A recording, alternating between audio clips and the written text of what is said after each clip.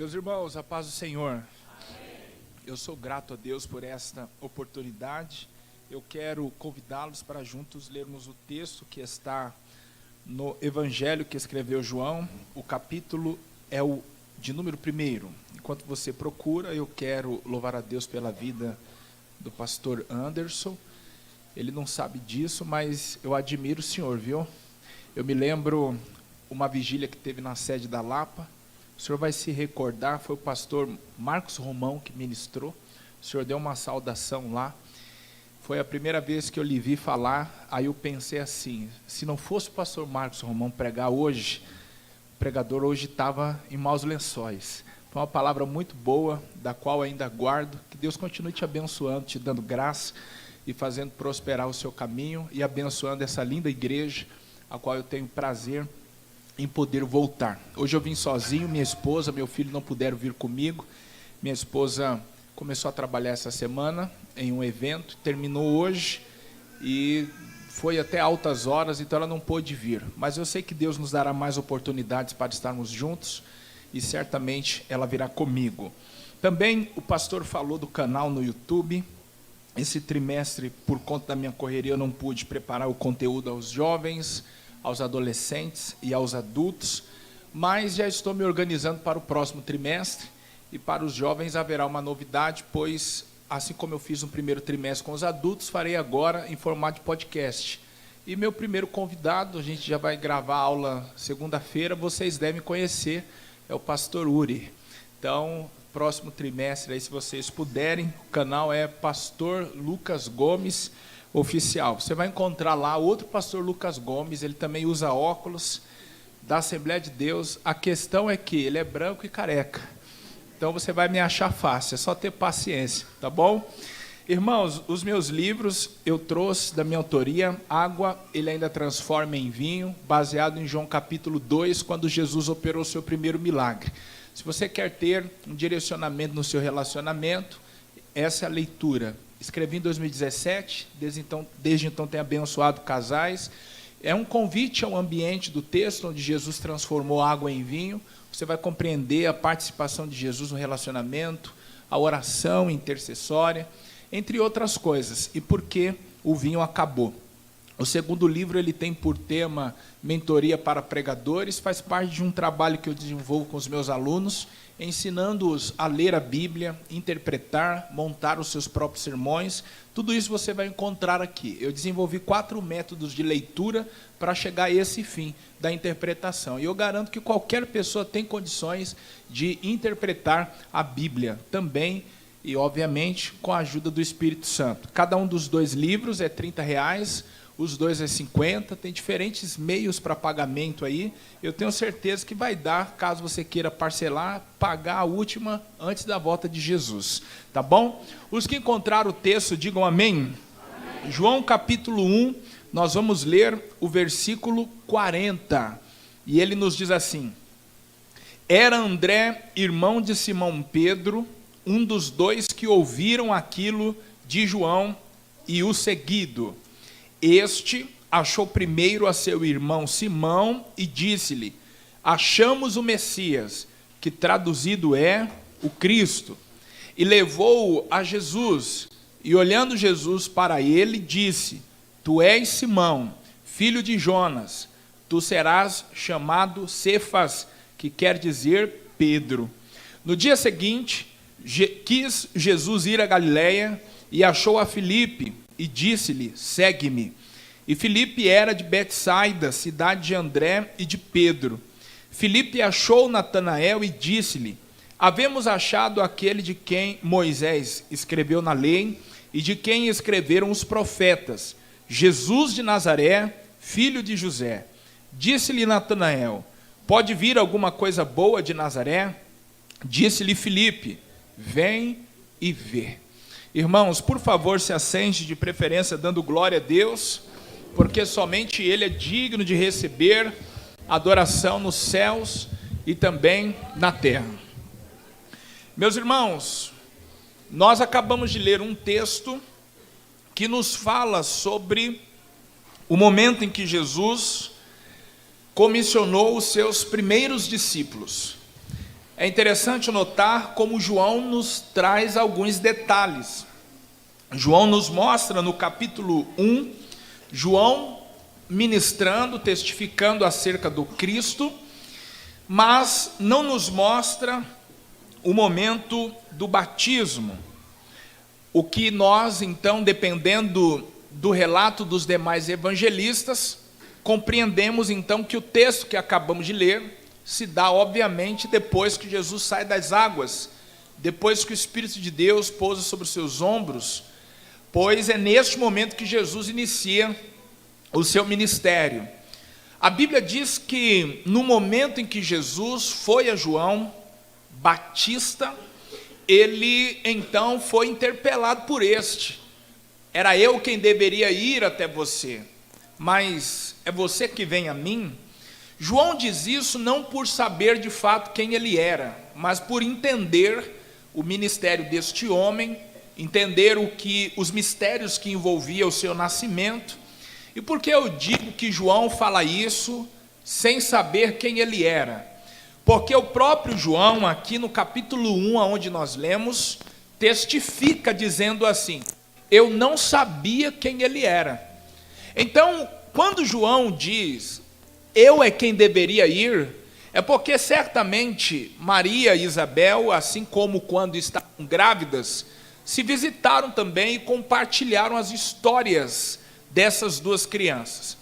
Porque João diz assim: aquele que me enviou a batizar me disse, quando vires o meu espírito repousar sobre os ombros dele, saberás que é ele que batiza com o Espírito Santo e com fogo. Então, João, ele sabe que Jesus é o seu primo. João sabe que existe um mistério sobre a vida deste homem, porque assim como ele, também nasceu por um milagre. Para não haver confusão no ministério de João, porque os dias que o povo vivia era um dia de ansiedade, os fariseus, os escribas, os sacerdotes, que eram estudantes da lei, sabiam que o Cristo estava para nascer naquela época. Eles sabiam que aquele era o último reino para que o Messias, então, fosse revelado ao mundo e começasse a governar. Eu digo isso porque me lembro do sonho que Deus deu a Nabucodonosor. De acordo com a interpretação de Daniel, depois da Babilônia viriam outros 3 reinos, sem o mesmo poder, a mesma força, a mesma glória que a Babilônia, mas viria depois da Babilônia. Como nós estamos em um tempo depois, nós sabemos que esses reinos depois da Babilônia foram os medos e os persas, os gregos e os romanos. E de acordo com a visão de Nabucodonosor, quando então ele contemplava a estátua, ele viu uma pedra sendo cortada sem o auxílio de mão, que caía sobre os pés da estátua, derrubava e retorcia os metais. De acordo com a interpretação de Daniel, nos dias desses reis, o Senhor levantaria um reino maior, um reino eterno, poderoso, que não teria fim. Então, na visão de Nabucodonosor, o Senhor mostrou que ele era a cabeça de ouro. E quando Daniel revelou isso para ele, embora o texto não nos diga, eu tenho certeza que Nabucodonosor olhou, estufou o peito e disse assim: me conta uma novidade. Eu sei que eu sou grande, eu sei que eu sou poderoso, tá, mas e aí? Aí vem a novidade. Teu reino vai acabar, porque o Senhor está mostrando que depois do seu virá outros 3 reinos. Nabucodonosor era grande, era forte, poderoso, mas o Senhor naquela visão estava mostrando para ele: teu reino terá um final. Virá outros 3, na força da prata, na força do bronze, na força do ferro. Mas o Senhor diz: quando então o 4º reino estiver em atividade, o Senhor então levantará um reino eterno. O detalhe da visão é que essa pedra era cortada sem o auxílio de mão. Isso quer dizer então que o reino do Messias surgiria sem auxílio humano. Isso daqui é tremendo, porque eu tenho certeza que a pedra que Nabucodonosor viu era uma rocha muito grande, irmãos. Eu moro próximo a uma pedreira ali em Perus. Deve dar aproximadamente uns 6 quilômetros. Eu me lembro lembro desde criança que quando aquela pedreira estourava, irmãos, minhas paredes, as janelas balançavam. Imagine a quantidade de dinamite que não eram postas ou ainda são para explodir uma pedreira. Quer dizer então que uma rocha, ela não explode sozinha, precisa do auxílio humano. Só que Daniel disse assim: essa rocha é diferente, ela vai se desgarrar sem auxílio humano. Era pelo menos 600 anos antes do Cristo nascer, o Senhor mostrando que o seu reino não teria participação humana, e de fato não teve. Ele nasceu sem ajuda humana, o Espírito lhe preparou um corpo e encheu a mãe dele e a capacitou para gerar sem o auxílio humano. Ele nasceu sem auxílio humano, porque lhe fecharam todas as portas, não teve um lugar para ele nascer. O Senhor Deus preparou uma manjedoura e ainda enviou pastores para lhe preparar presentes suficientes que o levasse até o Egito: ouro, incenso e mirra. Glória a Deus. Ele viveu a sua vida inteira sem auxílio humano e não pecou. Morreu sem auxílio humano, porque até para morrer os condenados precisavam de ajuda. Quebraram-lhe os joelhos para que então eles perdessem o apoio e morressem asfixiados. A caixa torácica comprimiria os pulmões e eles não conseguiriam respirar. Mas na hora que o soldado foi quebrar os joelhos dele, a Bíblia diz que o soldado gritou: já está morto. Isso é glorioso, porque até para morrer ele não precisou de ajuda humana, ressuscitou sem ajuda humana, e a Bíblia nos garante: retornará, sem depender da política, da economia, do governo. Daqui a pouco o céu se abre e ele aparece nas nuvens. Louvado seja Deus. João sabia dessas coisas, que ele nasceu sem auxílio humano, mas não sabia quem ele era. Esse capítulo 1 do Evangelho, ele é tremendo, porque ele nos revela os níveis de intimidade que todos os personagens que aqui aparecem viveram com o Cristo. O primeiro deles é o Batista. Por quê? Ele já tinha 30 anos. A diferença de idade entre o Batista e Jesus é de apenas 6 meses.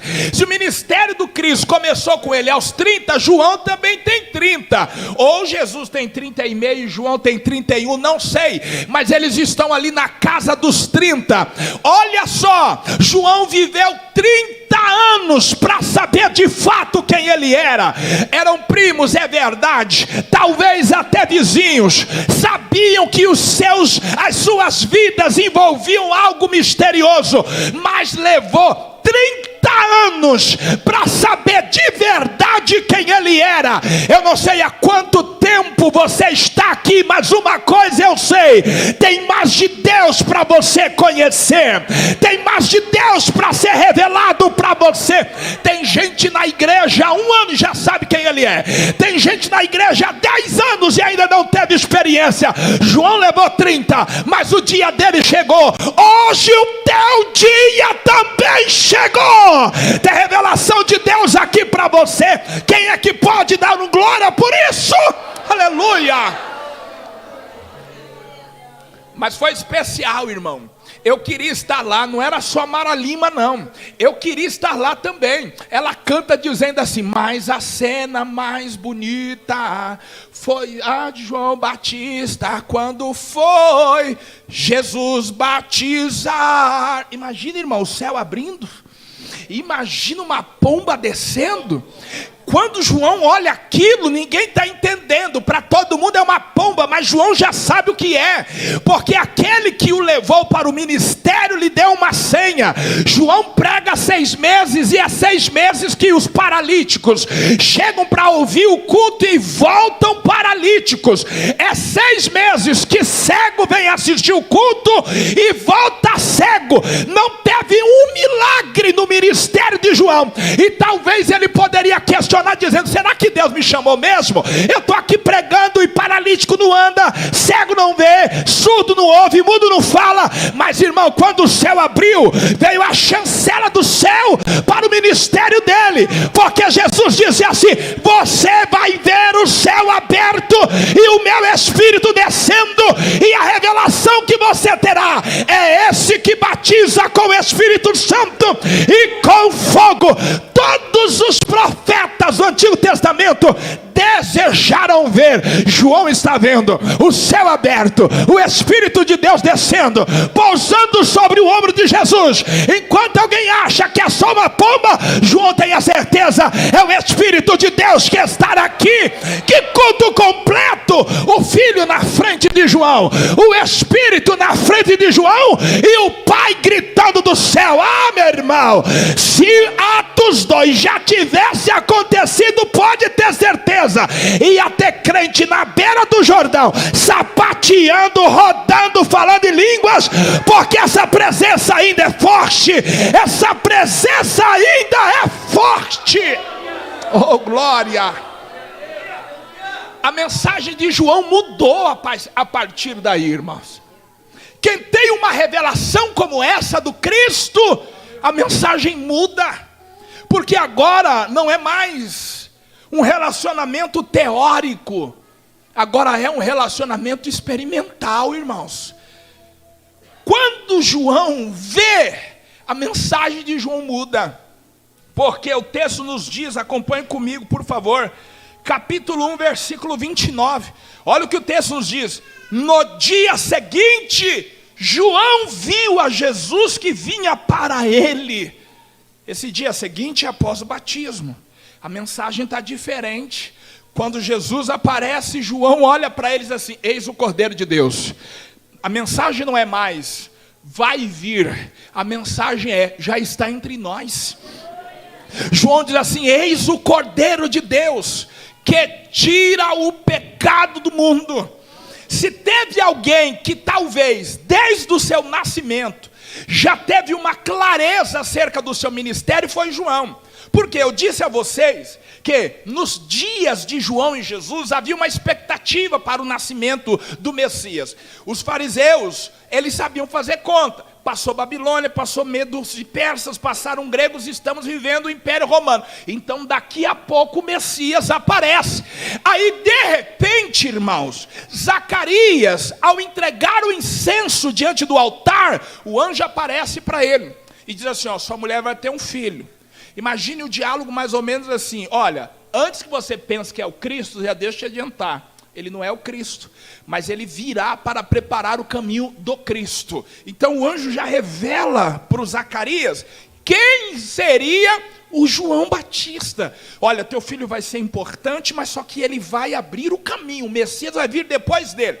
Por que eu digo que havia essa expectativa? Porque quando João nasce, está todo mundo debaixo daquela expectativa: será ele o Messias? Por quê? 400 anos que Deus não falava com ninguém.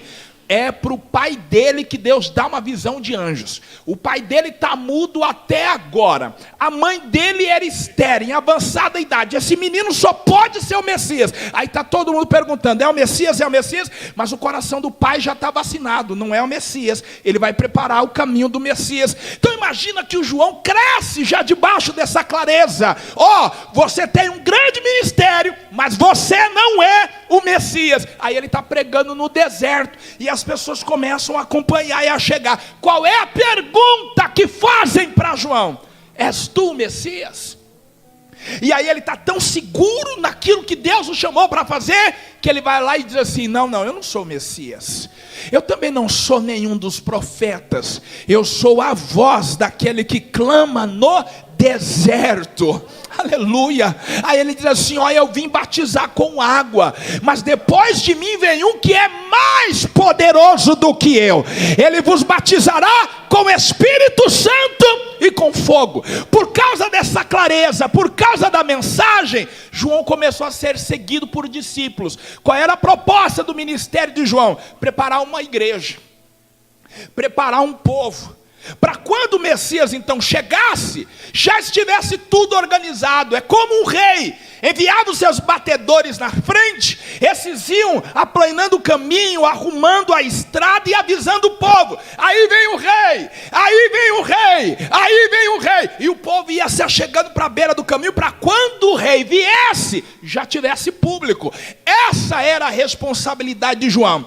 Quando João teve a revelação do Cristo, ele entendeu uma coisa: meu ministério acabou, agora eu preciso pegar essa gente e dar para ele.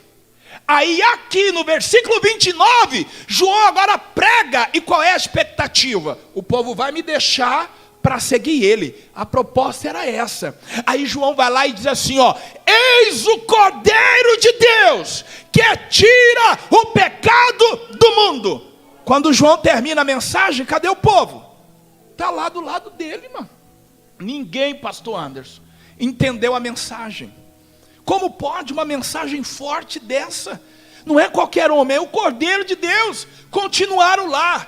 Aí, como ninguém entendeu a mensagem, o que João teve que fazer? Pastor Anderson é pregador, ele sabe. A gente fica algumas horas para receber de Deus a mensagem, preparar o esboço. Eu não conheço pregador que joga fora o seu esboço. Se fizer isso, pare de jogar. Esboço não é descartável, não.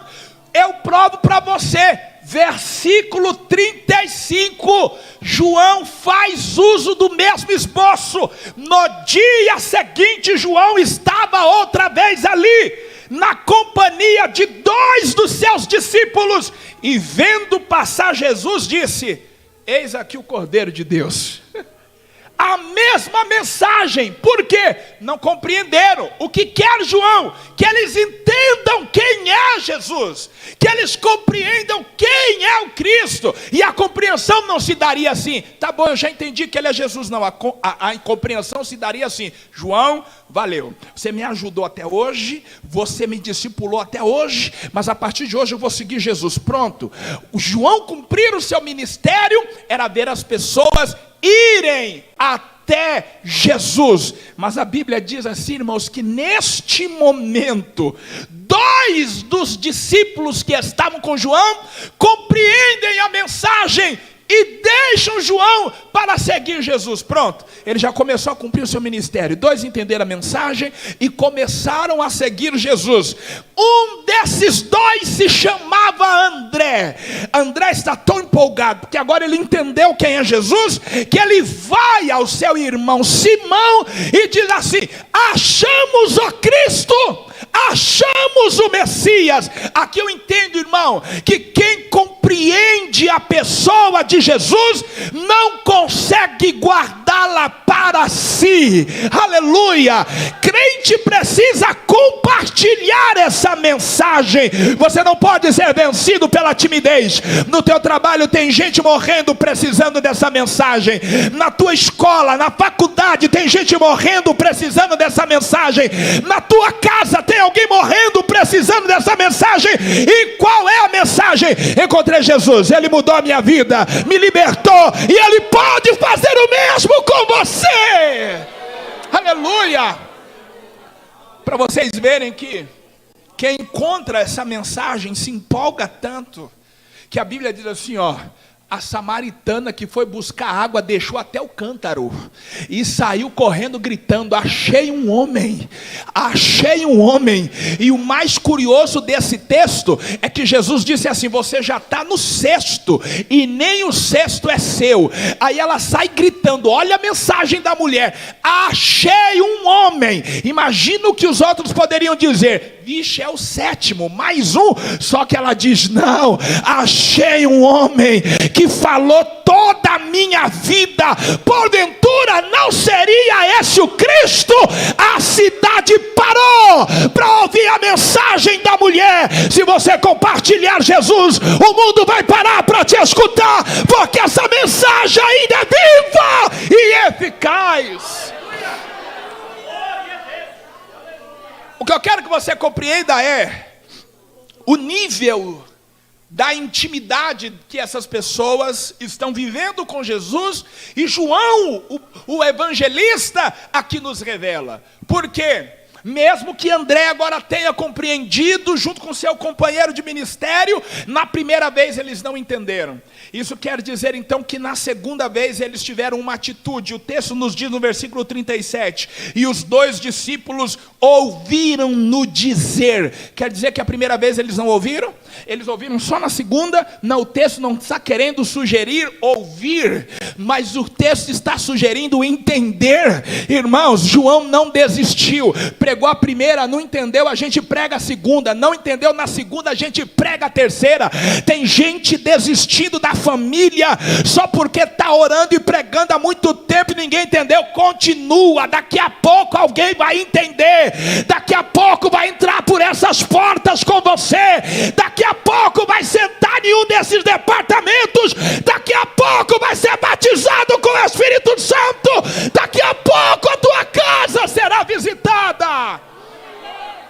Mas uma coisa é verdade, alguém vai entender a mensagem. Você crê nisso? A gente não pode desistir. João o Batista não desistiu. Aí eles entenderam a mensagem e tomaram atitude. Vou seguir Jesus. A segunda atitude, vou compartilhar Jesus. Aí o André trouxe o irmão dele, o Simão. Quando o Simão chegou, a Bíblia diz que Jesus olhou para ele e falou assim, versículo 42, tu és Simão, filho de Jonas, tu serás chamado Cefas. Irmãos, eu nunca vi Deus mudar o nome de ninguém simplesmente por mudar. Já imaginou? Lucas é feio, vou mudar. Deus não muda o nome de ninguém por estética, por soar mal aos ouvidos. Deus muda quando quer mudar a identidade. Deus quer fazer além, Deus quer mudar a identidade. Deus não mudou o nome de Abrão porque soava mal aos ouvidos, porque não era um nome artístico legal para o pai da fé. Deus mudou o nome porque queria mudar a identidade. De Abrão para Abraão, Sarai para Sara. Deus mudou o nome de Oséias para Josué. Não é você que liberta, é o Senhor que liberta, é o Senhor que salva. Deus muda nomes, assim como fez com o Jacó. Não mudou o nome simplesmente, Deus mudou a identidade, e Ele ainda faz isso hoje. Deus muda caráter, Deus muda a identidade, Deus muda a personalidade. Tem gente aqui, irmãos, que não suportava ouvir o barulho da faca riscando no chão, já descia do salto, rodava a baiana e sai de perto que a coisa ficava séria. Aceitou Jesus, Ele mudou o temperamento. Olha que Jesus poderoso, Ele ainda transforma. E se por algum acaso você ainda ameaça alguém dizendo assim, não mexe comigo não.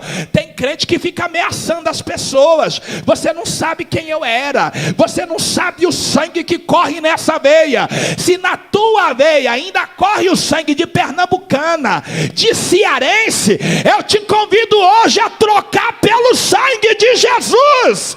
Troca pelo sangue de Jesus, aleluia. Ele muda a identidade, eu creio nisso, oh glória. Ele chamou o Simão e disse assim, você vai se chamar Pedro. Ali Jesus não está mudando por mudar. Irmão, entenda comigo, João, o evangelista, está nos mostrando o dia que Jesus mudou a vida do Pedro. Mas antes de dar continuidade no Pedro, não esquece do Pedro não, por favor.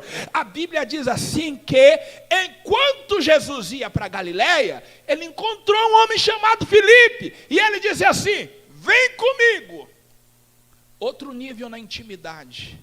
Porque vejam vocês que André e o seu companheiro de ministério tiveram que ouvir a mensagem duas vezes para entender uma. Tem gente que é assim, irmãos. Tem gente que você vai chamar, ele vai vir à igreja, ele vai participar do culto, só que ele vai demorar para entender. Mas em algum momento ele vai entender. Eu me lembro que minha mãe e eu, quando aceitamos a Jesus, eu tinha 8 anos. Minha mãe tinha vindo do espiritismo. Minha mãe aceitou Jesus umas 10 vezes. Porque toda vez que o pastor falava assim, quem quer aceitar Jesus, minha mãe levantava e vinha. São pessoas que demoram para entender, que já aceitou, que a obra já começou. Teve um jovem lá na nossa igreja que ele aceitou Jesus umas 15 vezes. Eu já estava para fazer o seguinte: a próxima vez que ele levantar, eu vou correr lá e falar, senta, não precisa mais, irmão. Mas toda vez que fazia o apelo, ele levantava e via. Tem gente que demora para entender, mas entende, vem e fica. Outros agora são iguais a Filipe. Eles não têm uma experiência com Deus a partir de uma pessoa. Eles têm uma experiência com Deus, com o próprio Deus. Veja que 2 ouviram João dizer, eis o Cristo. Filipe é chamado pelo próprio Cristo. Assim como Deus chamou Abraão, eu tenho certeza, Deus ainda pode fazer isso hoje. Eu não me lembro o autor da harpa, mas a CPAD tem um livro com o título História dos Hinos que Amamos. E lá tem a história de um dos autores dos hinos da harpa, que diz assim, que ele participou de uma cruzada, o pregador ministrou fazendo o convite, dizendo assim, aceite a Jesus, para sua alma ser livre do inferno, e os seus pecados serem perdoados. Naquele momento ele com vergonha, não quis aceitar Jesus, mas voltando para casa, cortando os canaviais, ele começou a se lembrar da palavra, se jogou no chão, levantou as mãos e aceitou Jesus no caminho, voltando para sua casa.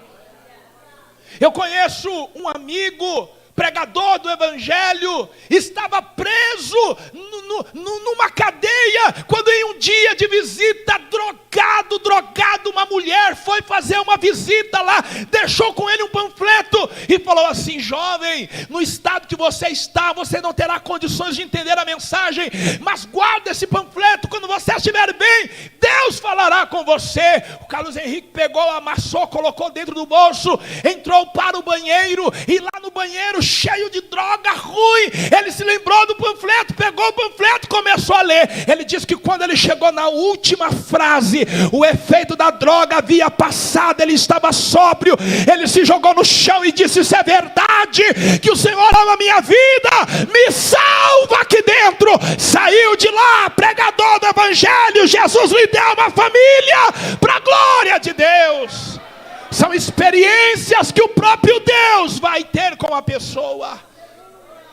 Filipe teve essa experiência, mas ele chamou a Pedro.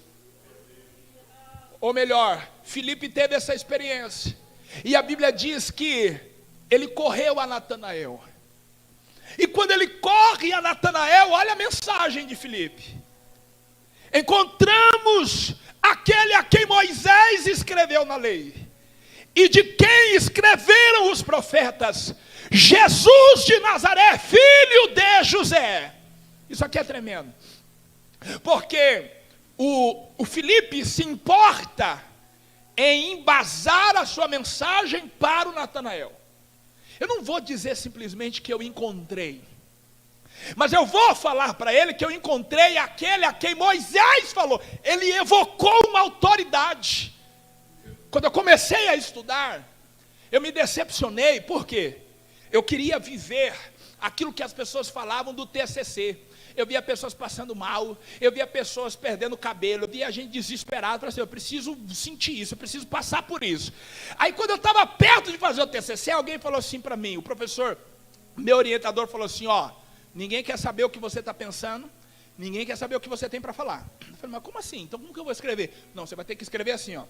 De acordo com fulano de tal, você vai ter que se embasar em alguém, você vai ter que procurar um teórico. Eu falei, mas eu vou falar quando? Eu falei, não, você não vai falar agora você vai falar o que alguém já falou, você vai pesquisar o que alguém já pesquisou com as suas palavras. Eu falei, quando eu fizer o mestrado, vai ser a mesma coisa, e o doutorado vai ser a mesma coisa. Eu falei, meu Deus, então ninguém vai querer saber o que eu tenho para falar. O Filipe fez exatamente isso. Ele não só chegou e falou assim para o Natanael, encontrei, mas ele evocou a autoridade de Moisés, irmãos. Ele falou, encontrei aquele a quem Moisés falou. Não sou eu que estou falando, Moisés falou. Eu encontrei aquele a quem Natanael, aquele a quem os profetas falaram. Aí o Natanael olha e fala assim: mas pode vir alguma coisa boa de Nazaré? Não tem mais o que ser dito, irmão. As provas já estavam ali. Se as escrituras não forem suficientes, a partir daí, irmão, é só a experiência. Guarda isso. Se o que você ouve aqui, se o que você recebe aqui de Deus não for suficiente para a sua vida, o próximo passo é só a experiência. O que eu vou falar aqui, eu não sei se você já sabe, mas existe crente da Assembleia de Deus que serve a Jesus, mas não acredita em milagre. Por quê? Talvez nunca viveu essa experiência. Um dia, uma pessoa da minha família teve um derrame aos 19 anos de idade. Eu fui visitar. Quando eu cheguei lá, o médico falou assim: ei, ela vai sair daqui, só que é o seguinte, ela vai sair com complicação na fala, ela vai sair daqui com dificuldade motora, e ela vai ficar aí um bom tempo sem andar. Coloca no mínimo 6 meses para conseguir andar, e com dificuldade. Eu entrei abalado, coloquei a mão sobre a cabeça dela, ela estava dormindo, e eu disse assim: Senhor, eu sempre preguei que o Senhor opera milagres, e o Senhor pode entrar aqui nessa UTI e fazer ela andar. O médico estudou, e eu não quero desprezar o diagnóstico, ele sabe o que ele está falando, mas eu sirvo um Deus que opera milagre, e ela vai andar. Eu orei na quinta-feira, passou sexta, passou sábado, a mãe dela me ligou de manhã e disse assim: ei, eu tenho uma notícia para te dar. Eu falei: meu Deus, o que aconteceu? Complicou? Ela disse: não, ela vai receber alta hoje. Eu falei: glória a Deus. Ela disse: dá um glória a Deus maior. Eu falei: qual que é? Ela saiu da UTI andando, ela está de pé. Eu vim aqui hoje para te falar: se a mensagem aqui não te tocar, Deus te levará para o nível da experiência. Emite colaborar sério, lemácia. Nós temos que crer na mensagem que nós pregamos. Nós temos que crer no Jesus que nós profetizamos. Aleluia. Jesus faz e faz muito, mas o que falta entre nós? Testemunhos. Falta entre nós pessoas que tenham coragem de se levantar na multidão e falar assim: eu fui curada, eu fui curado. Porque se Jesus ainda é um Jesus da experiência. Veja o Jó, só no nível do ouvir, como esse homem era crente, irmão, mas só numa experiência teórica. Só que aí Deus lhe permite passar o pior momento da sua vida. Jó diz assim: o que eu mais temia me aconteceu. Irmãos, já imaginou perder 10 filhos num dia só? Riqueza a gente conquista de novo, saúde a gente se vira, mas 10 caixões ao mesmo tempo. A gente fala muito do Jó, irmão, mas já se lembrou da esposa dele? A coitada só sofre porque tentou colocar fim no sofrimento dele, mas ela também perdeu 10 filhos, ela também perdeu a riqueza, e ela está vendo o marido, as mínguas, quase a morrer, mas não saiu do lado dele. Quando Deus exaltou o Jó, a gente se esquece da mulher do Jó, porque os filhos vieram dela também. Ei, agora o Jó grita dizendo: com o ouvir dos meus ouvidos eu te conheci, mas agora os meus olhos te veem. Experiência, experiência. Filipe não tem mais o que falar, a não ser dizer para Natanael: vem ver. Se o que eu falei não é suficiente, se a autoridade que eu evoquei não é suficiente para você entender, vem ver. Aí quando ele está chegando, irmãos, quando ele está chegando, porque assim, ó, a gente pode até criticar a falta de fé, mas ele foi corajoso, porque se é outro, ia falar assim, pode vir alguma coisa boa? Aí o Felipe, vem ver, aí ele, vou nada, mas ele foi, ele foi, e a gente não pode falar contra quem vem. Às vezes tem gente que vem, mas ainda não se comprometeu o suficiente para largar os vícios, para largar as manias, para largar o estilo de vida, mas de glória a Deus, está vindo, está vindo, está vindo. Daqui a pouco ele tem um encontro com Jesus.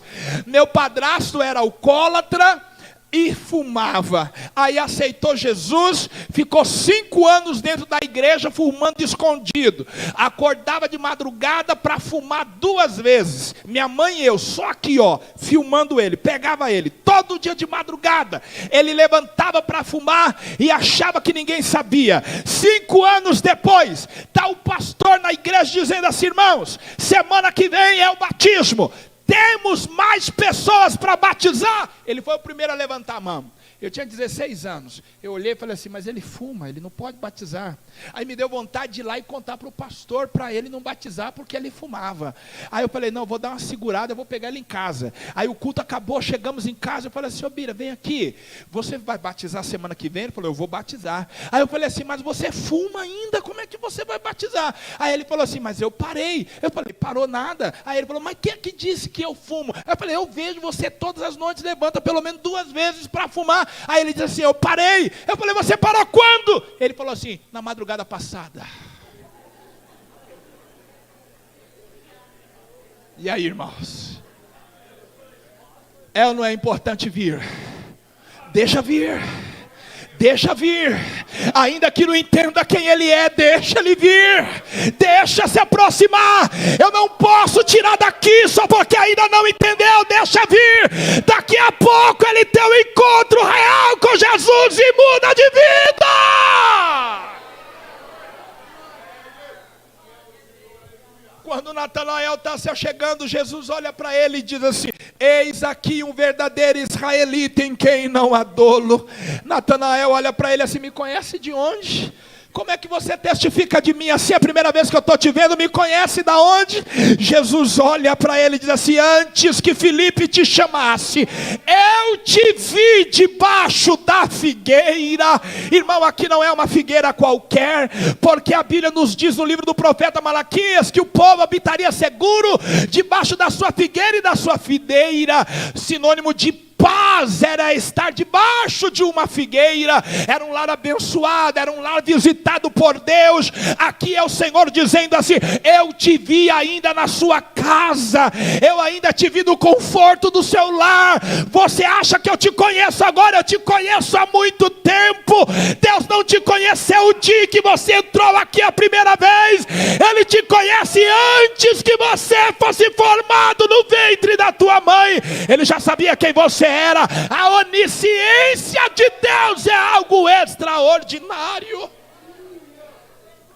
Aí ele olha para Jesus e diz assim, Rabi, tu és o Filho de Deus. Para ele foi suficiente falar que o conhecia há muito tempo. Jesus olha para ele e fala assim, está preparado para viver mais? Porque te diz que te vi debaixo da figueira, crês? Coisa maiores do que estas verás. Na verdade vos digo que de hoje em diante verei os anjos de Deus subindo e descendo pelo Filho do Homem, oh glória. Eu tenho mais para mostrar para você, eu tenho mais para revelar para você. Deus te trouxe aqui para te fazer entender. Ele quer ter uma intimidade mais forte com você. Deus quer ter um relacionamento mais íntimo com você. Aleluia. E às vezes resistimos à voz do Espírito Santo. Vocês acreditam que tem pessoas que vêm, aceita Jesus, começa a trabalhar, mas ainda não entende direito quem ele é? Lembra do Pedro? Jesus mudou o nome. E eu mostrei a você na Bíblia, você já sabia que Deus não muda o nome de ninguém por simplesmente mudar. Deus estava mudando o caráter de Pedro, Deus estava lhe dando um ministério, mas Pedro não entendeu. O que aconteceu com Pedro? Pedro voltou para o mar.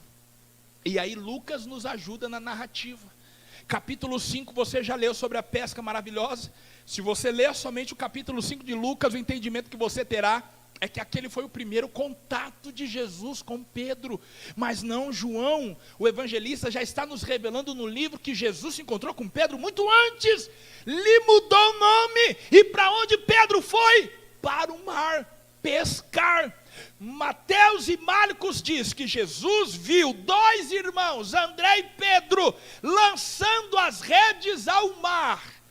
Ou seja, se nós pegarmos o relato de Mateus e Marcos e Lucas, nós entenderemos o seguinte: se eles pescaram durante a madrugada, e Mateus e Marcos diz que Jesus viu dois irmãos lançarem as redes, quer dizer que Jesus chegou a que horas? De madrugada. Só que se você ler somente Lucas, qual é o entendimento que você tem? Que Jesus chegou de manhã, Pedro estava lavando as redes, aí Jesus tomou o barco emprestado, fez de púlpito. Não, o contato não começou ali. Jesus chegou de madrugada e está observando Pedro, Tiago, João, André, jogando as redes para poder pescar. Nós temos 5 pescadores nesta região. Se fosse só Pedro, eu concordaria com qualquer pessoa. Pedro se equivocou, mesmo sabendo que ele é um profissional, irmão. Mas e os outros 4? Será que todo mundo se equivocou? Eu tenho certeza, irmãos, que naquela noite, eles chegaram na praia, deram uma olhada, e quem sabe não foi daí que surgiu o ditado: o mar está para peixe hoje. Hoje a gente vai arrebentar. Caíram para cima do mar, irmãos. Só que o Deus que já tinha dado ordem a um grande peixe para engolir um profeta, já tinha dado ordem a corvos para alimentar outro profeta, já tinha aberto a boca de uma jumenta para ela falar com o profeta. Você acha que não teria poder para falar com os peixezinhos no mar da Galileia? Isso aqui sou eu que creio, não é a Bíblia que diz. Imagina, os experientes, na hora que ele está com as redes do lado de cá, Jesus lá da praia, no meio da noite, porque Mateus e Marcos diz que ele chegou quando eles lançavam as redes, na hora que as redes ainda estão no ar, Jesus olhando para os peixes e dizendo assim: galera, para o outro lado. A rede cai, não tem nada, irmão. É 5 experientes equivocados, os peixes do outro lado. Joga do outro lado, na hora que manda Jesus, peixes, para o outro lado. A rede cai onde não tem nada. E assim eles passam a madrugada inteira. Sabe qual é a questão aqui? Quando Jesus mudou o nome do Pedro, já era para ele ter deixado o barco, já era para ele ter deixado a rede e acompanhado Jesus. Tem gente passando por frustrações porque ainda não entenderam o chamado, e Jesus te trouxe aqui nesta noite para te falar: para de jogar a rede, porque eu já te dei um ministério. O dia amanhece, o Pedro está frustrado, lavando as redes. Lá vem Jesus, irmãos. Depois de um dia frustrante de trabalho, o que você quer? Descansar, irmãos. Como diria minha mãe, só para fazer raiva, Jesus falou assim: me dá seu barco. Porque uma noite estressante, o Pedro quer ir embora, Jesus entra no barco e começa a pregar, irmão. E aí Jesus prega, e vem um doente, Jesus cura, e vem outro, Jesus cura. Imagina o Pedro olhando e dizendo: mas que hora que esse culto vai acabar? Mas não sabia o Pedro que o que ele está vendo está lhe dando provas suficientes para ele crer numa palavra. Porque se ele não creu a primeira vez que encontrou, não ia ser agora do nada Jesus entrando no barco e dizendo assim: ó Pedro, lança a rede daquele lado. Ele ia brigar com Jesus, ele ia falar: eu sou experiente, não tem um canto nesse mar que eu não joguei a rede, não tem peixe. Mas só que o Pedro está assistindo o culto, e ele está vendo no poder da palavra, paralítico andando, cego vendo.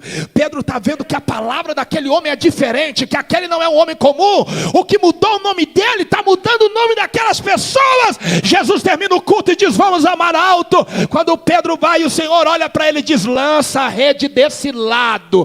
Irmão, o horário de pesca é madrugada. Só que quando Jesus está no barco, e quando você está na direção de Deus, não tem hora para jogar a rede. A hora que Ele manda dar certo, a hora que Ele ordena dar certo. Quando Deus está com você, não tem hora exata. Quando Jesus está, qualquer hora é hora. Quando Jesus está, qualquer hora é hora de entregar currículo. Quando Jesus está, qualquer hora é hora de fazer faculdade. Quando Jesus está, qualquer hora é hora de casar. Quando Jesus está, qualquer hora é hora de ter filho. Quando Jesus está, qualquer hora é hora de ser curado. Quando Jesus está, qualquer hora é hora de ter a vida transformada. Joga a rede. E quando ele joga, olha o que ele diz: eu joguei a noite toda, mas sobre a tua palavra. Ele teve que ver também para crer. Na hora em que ele jogou a rede, mas foi tanto peixe que ele teve que pedir ajuda. Quando eles chegaram na beira da praia, Jesus olhou e falou assim: vinde após mim, e eu vos farei pescadores de homens. Sabe o que o Pedro fez? Deixou o barco, deixou a rede, deixou os peixes para seguir Jesus. E aí hoje alguém pergunta assim, quem mandou largar a rede? Se eu pudesse responder, eu diria: foi Jesus que mandou largar a rede. Por que que ele mandou largar a rede? Porque o teu lugar não é o mar. O teu lugar não é o barco. O teu lugar não é os peixes. O teu lugar é cumprindo o ide do Senhor na terra. Para de resistir à voz do Espírito Santo. Pega a rede da palavra, porque Deus tem coisa grande para fazer na tua vida. Deus tem coisa grande. Eu termino aqui lhe falando, 3 anos e meio depois, até parece que o Pedro já tinha entendido. Só que o Jesus morreu, o Jesus ainda não apareceu. O que é que vai fazer o Pedro? Pescar, irmãos. Desse tem cabimento um negócio desse. Jesus já tinha tirado ele de lá. Você compreende que tem lugares que não lhe cabe? Tem linguajares que não te cabe mais. Tem comportamentos que não te cabe mais. Mas às vezes a gente teima, vai lá e volta, não é? Aí sabe o que acontece? Lá vem Jesus, irmãos. Está lá o Pedro e os colegas dele. Joga a rede aqui, não tem peixe. Joga a rede lá e não tem peixe. Mais uma vez, uma noite frustrante. Mas de repente tem um homem lá da praia gritando assim, joga daquele lado de lá. Joga ali. E quando eles olham para a praia, irmãos, eles veem no fogo peixe e pão, e um homem do lado e o outro gritando. O homem que está ali é Jesus. O homem que está ali é Jesus. Sabe o que eu entendo com esse peixe, esse pão cozido nessa brasa? É o Senhor mostrando assim: eu tenho em terra firme o que vocês estão se fadigando buscando no mar. Às vezes você está sem dormir porque você não está no lugar certo e do lado da pessoa certa. Às vezes você está sem paz porque você está distante de quem já te convidou para o ministério. Para de resistir, joga a toalha, vem para perto de Jesus, porque o Deus que levantou Pedro como um grande pregador também vai te levantar e quer nesta noite te conduzir para o nível de uma intimidade mais profunda. Quantos acreditam nisso, digam glória a Deus. Eu não sei se nessa noite você está na posição dos discípulos de João, ou se você está na posição de Pedro, até veio, mas ainda está resistindo. Mas uma coisa é verdade: Hoje Jesus te dará visões extraordinárias. João estava preso, Batista, e os discípulos ainda estavam lá. Vê se pode. Jesus operando milagres, sendo seguido por multidões, e os discípulos ainda estavam lá. João chamou eles e falou assim: vai lá e pergunta para ele: és tu o Cristo ou devemos aguardar outro? Tem gente aqui que acredita que pelo fato de João estar preso, é João que está duvidando. Irmão, não pode. Deus deu uma revelação poderosa para o João. Ele não pode estar duvidando. Sabe o que o João quer? Em outras palavras, é como se o João estivesse dizendo assim, ó: vai lá, pergunta quem ele é, entende que ele é, me larga, me deixa morrer, cumprir meu ministério, segue o homem. Aí os discípulos foram lá. João mandou a gente saber se tu és o Cristo ou devemos esperar outro. Jesus nem respondeu. Sabe o que ele começou a fazer? Paralítico anda, cego vê, morto ressuscita, doente seja curado. Jesus olhou para eles e disse assim: vai lá e diz: os cegos estão vindo, os surdos estão ouvindo. Tem gente que precisa de experiência, e Deus vai dar. Deus vai dar a experiência.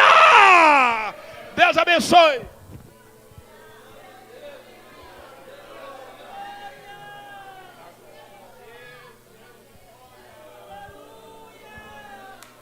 Você pode dar glória a Deus por essa palavra? Deus é fiel. Deus abençoe, pastor Lucas, por essa palavra. O coração da gente fica explodindo. Jesus é bom demais. Que coisa maravilhosa. Jesus quer nos marcar com uma experiência. Aleluia. Nós vamos orar. Quantas irmãs se preparam para louvar o Senhor? Nós vamos ministrar a ceia do Senhor. Orar pelo pão. Aleluia. Convido os obreiros aqui adiante. Glória a Deus.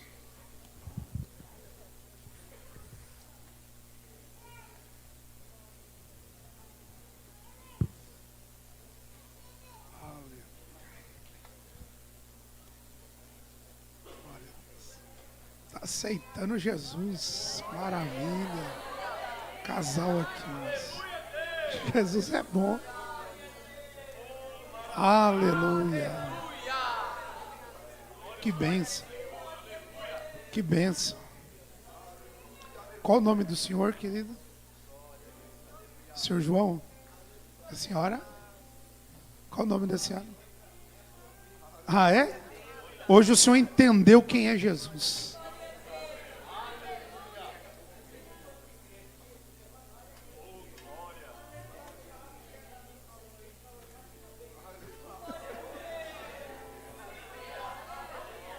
Dezoito anos acompanhando aí que a esposa crente, nunca aceitou Jesus, essa palavra falou com ele. Chegou o dia de conhecer Jesus.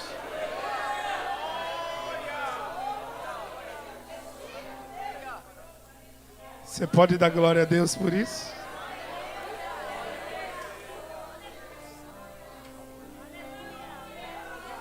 Se coloque de pé, vamos orar por eles. Senhor nosso Deus e Pai, em nome de Jesus nós te glorificamos esta noite, pela vida dos teus filhos, Senhor. Tu és o Deus que se revela, Senhor.